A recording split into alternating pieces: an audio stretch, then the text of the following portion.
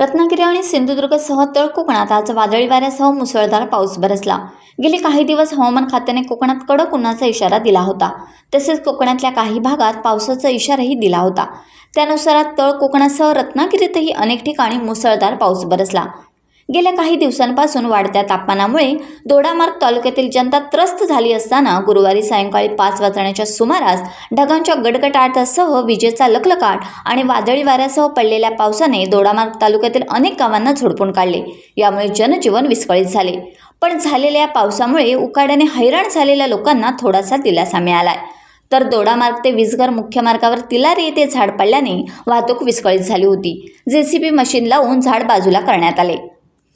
तिलारी दशक्रोशीतील अनेक गावात तिलारी, कोनाळकट्टा, साटेली, भेडशी, बोडदे, खानेयाळे, उसप, पिकुळे, मांगेली, दोडामार्ग, झरे बांबर, सासोली, मणेरी आणि इतर गावात पावसाने जोरदार झोडपून काढले। अचानक झालेल्या पावसाने दुचाकी वाहनधारकांची तारंबळ उडाली। ठिकठिकाणी आसरा घेऊन पाऊस जाईपर्यंत प्रतीक्षा सर्वांना करावी लागली।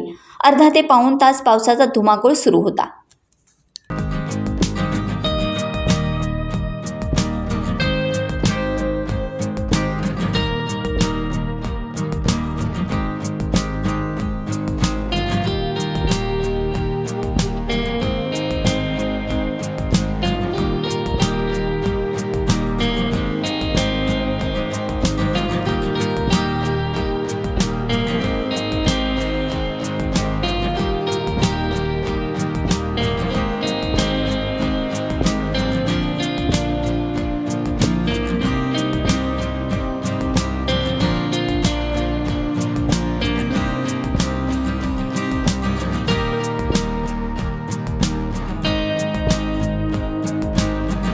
टाइम्स डिजिटलला लाईक करा, शेअर करा, सबस्क्राईब करा आणि बेल आयकॉन दाबायला विसरू नका।